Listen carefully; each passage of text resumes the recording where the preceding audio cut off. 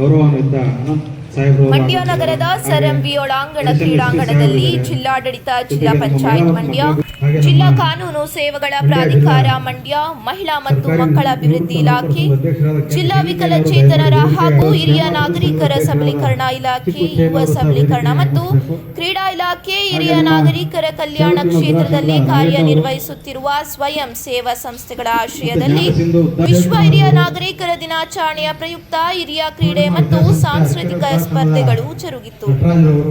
ಕಾರ್ಯಕ್ರಮವನ್ನು ಹಿರಿಯ ಶ್ರೇಣಿ ನ್ಯಾಯಾಧೀಶರು, ಜಿಲ್ಲಾ ಕಾನೂನು ಸೇವೆಗಳ ಪ್ರಾಧಿಕಾರದ ಸದಸ್ಯ ಕಾರ್ಯದರ್ಶಿಗಳಾದ ಆನಂದ್ ರವರು ದೀಪ ಬೆಳಗುವ ಮೂಲಕ ಉದ್ಘಾಟಿಸಿದರು. ಕಾರ್ಯಕ್ರಮದ ಅಧ್ಯಕ್ಷತೆಯನ್ನು ಮಂಡ್ಯ ಜಿಲ್ಲಾ ಅಪರ ಪೊಲೀಸ್ ವರಿಷ್ಠಾಧಿಕಾರಿ ತಿಮ್ಮಯ್ಯ ರವರು ವಹಿಸಿದ್ದರು.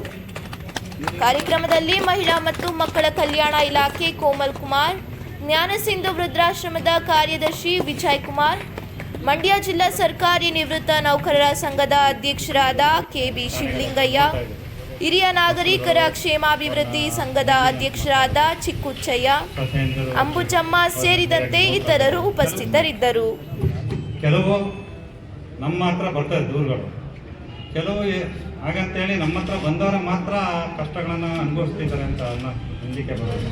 ಕೆಲವರು ಅವರ ಮನಸ್ಸಿನಲ್ಲೇ ಆ ನೋವುಗಳನ್ನು ಇಟ್ಟುಕೊಂಡು ಯಾರಿಗೂ ಹೇಳದೆ ನಮ್ಮಲ್ಲೇ ಒಂದು ನೋವನ್ನು ಅನುಭವಿಸ್ಕೊಂಡಿರೋದನ್ನು ನಾವು ಕಂಡಿದ್ದೀವಿ. ನಾನು ನಿಮಗೆ ಒಂದು ಕೇಳ್ಕೊಳ್ಳೋದೇನೆಂದರೆ, ವ್ಯವಸ್ಥೆ ಜನ್ರೇಷನ್ ಗ್ಯಾಪ್ ಆಗ್ತಾ ಇರ್ತದೆ. ಮೊದಲೆಲ್ಲ ಮಕ್ಕಳು ನಮ್ಮನ್ನು ಮಾತಾಡ್ತಾ ಇದ್ರೆ ಮೊಮ್ಮಕ್ಕಳ ಜೊತೆ ಆಟ ಆಡ್ಕೊಂಡು ಕಾಲ ಕಳೀತಾ ಇದ್ರು. ಈಗ ಸಿಚುವೇಶನ್ ಚೇಂಜ್ ಆಗಿದೆ. ಮೊಮ್ಮಕ್ಕಳು ಸ್ವಲ್ಪ ದೊಡ್ಡದಾದ್ಮೇಲೆ ಅವ್ರ ಪಾಡಿಗೆ ಸೇರ್ಕೊಳ್ತಾರೆ. ಅವರ ಅಮ್ಮಜಮ್ಮ ಮೇಡಮ್ ಹೇಳ್ದಾಗೆ ಮೊಬೈಲ್ನಲ್ಲಿ ಇಲ್ಲ ರೂಮ್ನಲ್ಲಿ ಸೇರ್ಕೊಳ್ತಾರೆ. ಆಗ ನಿಮಗೆ ಏನೋ ಒಂಥರ ನಿರ್ಲಕ್ಷ್ಯಕ್ಕೆ ಒಳಗಾಗಿದ್ದೀವಿ ಅನ್ನಿಸ್ಬೋದು, ಸಹಜ ಅದು. ಆದರೆ ನೀವು ಅದನ್ನು ಯಾವುದನ್ನು ಸಹ ವಾಸ್ತವ ಸ್ಥಿತಿಯನ್ನು ಅರ್ಥ ಮಾಡ್ಕೊಳ್ಬೇಕು. ಅದನ್ನು ಯಾವುದನ್ನು ಮನಸ್ಸಿಗೆ ಹಚ್ಕೊಳ್ಳೋಕೆ ಹೋಗಬೇಡಿ. ಯೋಗ ಮಾಡಿ, ವಾಕಿಂಗ್ ಮಾಡಿ, ನಿಮ್ಮ ಏಜ್ ಗ್ರೂಪ್ನ ಯಾರಿದ್ದಾರೆ ಅವ್ರ ಜೊತೆ ಮಾತಾಡಿ ಮನಸ್ಸನ್ನು ಡೈವರ್ಟ್ ಮಾಡ್ಕೊಳ್ಬೇಕು, ಆರೋಗ್ಯವನ್ನು ಕಾಪಾಡ್ಕೋಬೇಕು. ಇದು ವ್ಯವಸ್ಥೆಗಳು ಬಂದಿದೆ, ವೃದ್ಧಾಶ್ರಮ ಬಂದಿದೆ, ಅವೆಲ್ಲ ಒಂದು ಒಳ್ಳೆಯ ಇದಲ್ಲ ಅದು. ಆದರೂ ಸಹ ಅದನ್ನು ನಾವು ವ್ಯವಸ್ಥೆನ ಒಪ್ಕೊಳ್ಬೇಕಾಗ್ತದೆ. ಕೆಲವು ಸಲ ಎಲ್ಲ ನಿರ್ಲಕ್ಷ್ಯತನಕ್ಕೆ ಹೋದಾಗ ಇದಪ್ಪ ವೃದ್ಧಾಶ್ರಮ ನಮಗೆ ಸರಿ, ಅಲ್ಲೇ ಇಟ್ಕೊಡ್ತೀವಿ, ನಮ್ಮ ಜೊತೆ ಇರ್ತೀವಿ ಅಂತ ಮನಸ್ಸಿಗೆ ಬರ್ತದೆ, ಸಹಜ ಅದು. ಆದರೂ ಸಹ ನೀವು ಯಾವುದಕ್ಕೂ ತಲೆ ಕೆಡಿಸ್ಕೊಳ್ದೆ ಆರೋಗ್ಯವನ್ನು ಕಾಪಾಡ್ಕೊಳ್ಳಿ. ಇವತ್ತು ಹಿರಿಯ ನಾಗರಿಕರ ದಿನಾಚರಣೆ ಪ್ರಯುಕ್ತ ಒಂದು ದಿವಸ ಇವತ್ತು ಕ್ರೀಡಾ ಚಟುವಟಿಕೆ ನಡೀಬೋದು, ಸಾಂಸ್ಕೃತಿಕ. ನೀವೆಲ್ಲರೂ ಭಾಗವಹಿಸಿ, ಎಲ್ಲರಿಗೂ ಬಹುಮಾನ ಬರಬೇಕು ಅಂತ ಏನೂ ಇಲ್ಲ. ನಿಮ್ಮ ಮನಸ್ಸನ್ನು ಒಂದು ದಿವಸ ರಿಲ್ಯಾಕ್ಸ್ ಇವತ್ತು ಆಗ್ತದೆ, ಅದನ್ನು ಮನಸ್ಸಲ್ಲಿ ಇಟ್ಕೊಳ್ಳಿ.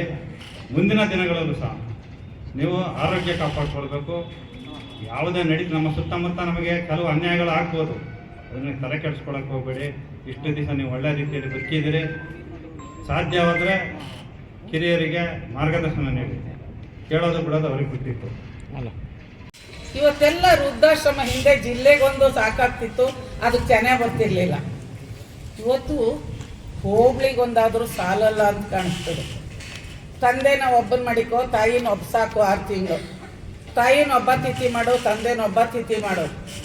ಈ ಸಂಸ್ಕಾರ ಅದೇನು ಡಿಕ್ಷನರಿಲೇ ಹೋಗ್ಬಿಟ್ಟಿದೆಯೋ, ನಮ್ಮ ಜನಗಳ ಭಾವನೆಯೋ ನಮಗೆ ಬಹಳ ನೋವಾಗ್ತದೆ. ನಿಜವಾಗ್ಲೂ ಹೇಳೋದಾದರೆ ಇಂಥ ಕಡೆ ಮಾತಾಡಬೇಕು ಅಂದರೆ ಒಂದು ಕಡೆ ಸಂಕಟ ಆಗ್ತದೆ, ಒಂದು ಕಡೆ ಖುಷಿ ಆಗ್ತದೆ. ಬಹಳ ಜಾಯಿಂಟ್ ಫ್ಯಾಮಿಲಿ ಬೇಡ, ಹಿರಿಯವರು ಬೇಡ, ಅಪ್ಪ ಅಮ್ಮ ಬೇಡ, ಅತ್ತೆ ಮಾವ ಬೇಡ. ಒಂದೇ ಒಂದು ಮಗು ಇರ್ತಾರೆ, ತಾವು ಗಂಡ ಹೆಂಡತಿ, ಆ ಮಗು. ಅದು ಏನು ಗಂಡನ ಮರ್ಯಾದೆ ಎಷ್ಟು ಮಟ್ಟಿಗೆ ಅಂದರೆ, ಒಂದು ಗಾಡಿ, ಒಂದು ಮೊಬೈಲು 2 ಕೊಟ್ಟರೆ ಮಾತ್ರ ಊಟ, ಇಲ್ದಿದ್ರೆ ಡೈನಿಂಗ್ ಟೇಬಲ್ ಮೇಲೆ ಊಟ.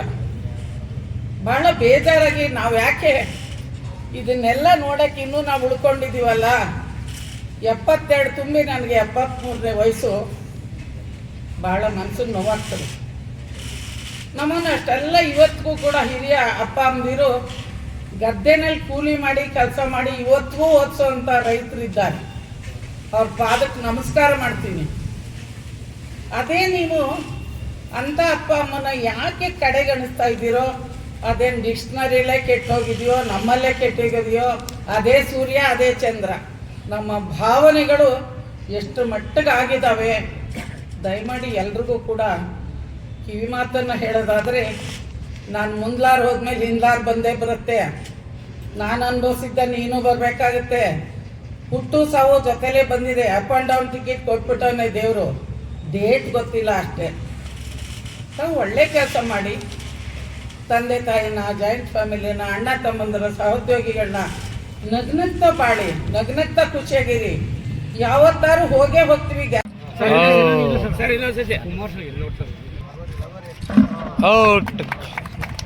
ಅಯ್ಯೋ ಸರಿ, ಓಕೆ ಓಕೆ